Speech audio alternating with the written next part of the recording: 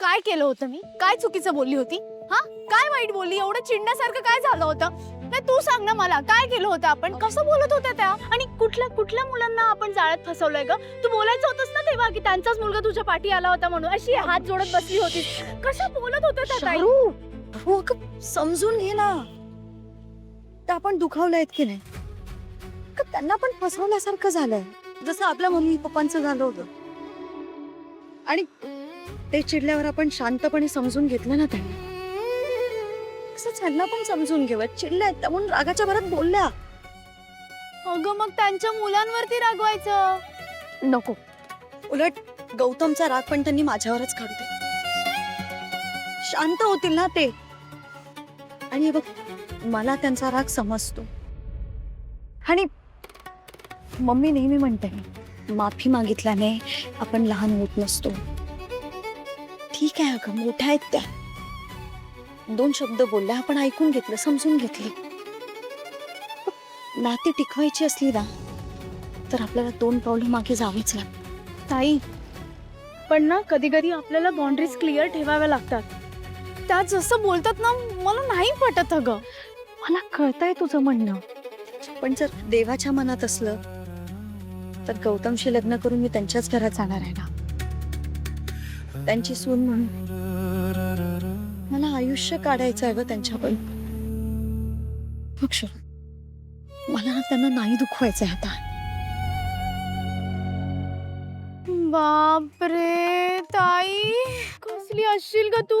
अजून तुझं लग्न झालं नाहीये आणि तू सासूची बाजू घ्यायला लागलीस. तुमची लव्ह स्टोरी ना, म्हणजे माझं डोकं आता भिरभिरायला लागलंय. तुम्ही काय अजून ट्विस्ट दाखवणार आहे काय माहित. पण बेस्ट चाललंय हा, एकदम बेस्ट. गप जाऊ, ऑफिसला लेट होतोय ना तुला.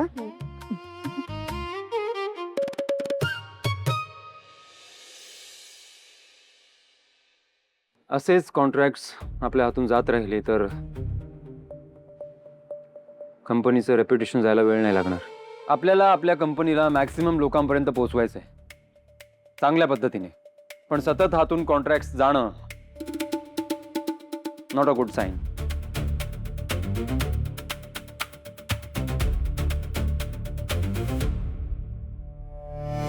एनिवे, उद्या डिस्ट्रीब्युटर्स येणार आहेत. उद्याचं प्रेझेंटेशन उत्तमच व्हायला हवं. हा आपला हिरो प्रोडक्ट आहे, आपला की प्रोडक्ट आहे. आपण आपल्या प्रोडक्ट बद्दल त्यांना काय काय सांगणार आहोत याच्या या मला शिकवतायत प्रेम म्हणजे काय, प्रेम समजून घेणं म्हणजे काय. आणि या मुलींचे आई वडील मला शिकवतात संस्कार म्हणजे काय. आपली नक्की पायरी काय आहे हे ओळखून वागायचं असतं माणसाने. मिस परब, तुमचं लक्ष नाही आहे का मी काय बोलते तिकडे? आहे ना सर, काय ऐकते मी. काय की पॉइंट सांगणार आहोत आपण आपल्या डिस्ट्रीब्युटर्सना? सांगा.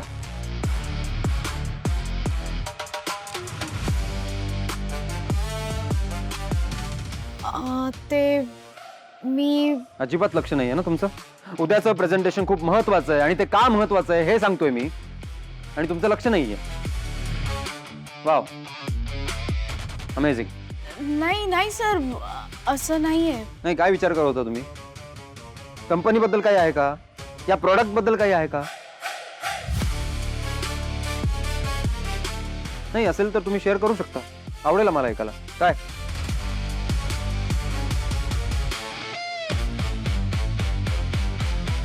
No answer?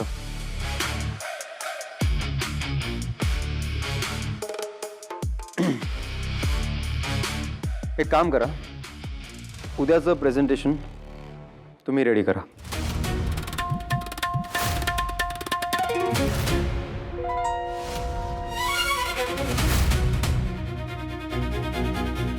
मी का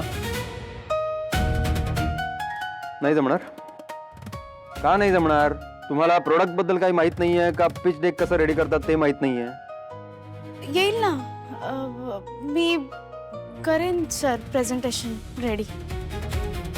उद्याचं प्रेझेंटेशन खूप महत्वाचं आहे. या प्रेझेंटेशनवरच आपल्या प्रोडक्टची मार्केटमधली विजिबिलिटी अवलंबून असेल. एक सुद्धा चूक खूप महागात पडेल. एखाद्या एरियामधल्या डिस्ट्रीब्युटरने जर आपलं प्रोडक्ट नाकारलं तर आपलं खूप नुकसान होऊ शकतं, हे लक्षात आहे ना? मला माहिती आहे सर, पण उद्याचं प्रेझेंटेशन चांगलंच होईल. I hope you understand the importance of it. तसं जर नाही झालं तर कंपनीतून काढून टाका.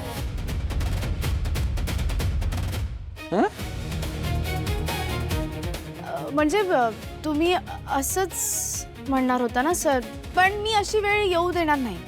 मी पिच एकदम व्यवस्थित रेडी करून देईन आणि माझ्यामुळे कंपनीचं काहीच नुकसान होणार नाही.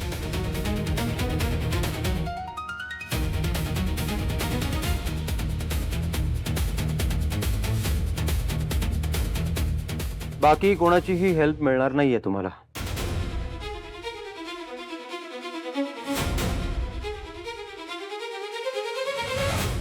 मी एकटी पुरेशी आहे सर. मी लागते कामाला.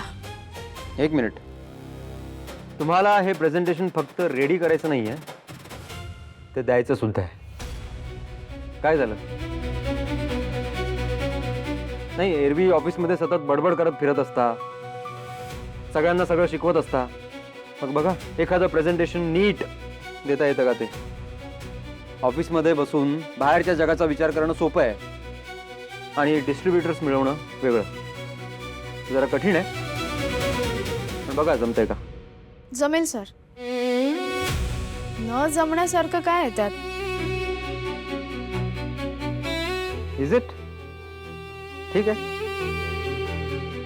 उद्या बघू. जे प्रेझेंटेशन मी केलं असतं ते मी तुम्हाला करायला देतोय. Thank you sir. Thank you for the opportunity. मी कामाला लागते.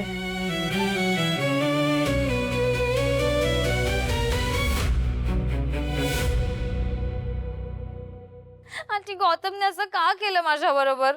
Everything was decided. तुम्ही त्या लग्न सोहळ्यामध्ये I was warning you right, तरी तुम्ही माझं नाही ऐकलं. You did not listen to me. आणि आज तुम्हाला हा दिवस बघावा लागतोय. नाही, पण माझा विश्वास होता ना तुझ्यावर, म्हणून तर मी आले त्या सोहळ्यामध्ये. We tried finding but we couldn't find anything. I know आपण थोडासा प्रयत्न करायला हवा होता. तू शांत हो बरं आधी. Honestly aunty, it's not surprising for me. त्या भिकारड्या माझ्या मावशीच्या मुली आहेत, तरी त्या चांगल्या नाही आहेत. I know. त्या ना बाहेरून पपी फेस बनवतात आणि आतून एवढा कनिंग आहेत ना, ते मलाच माहिती आहे. स्पेशली ती आसावरी. ती किती ड्रामा करते, किती अशी एकदम इनोसेंट असते. बघितलं ना तुम्ही? हेच करून तिने गौतमला फसवलंय. आंटी, गौतमने तिच्यासाठी सुसाईड अटेम्प्ट केलाय. तिच्यासाठी. Can you believe that? तिची लायकी तरी आहे का त्याच्या बाजूला उभं राहण्याची?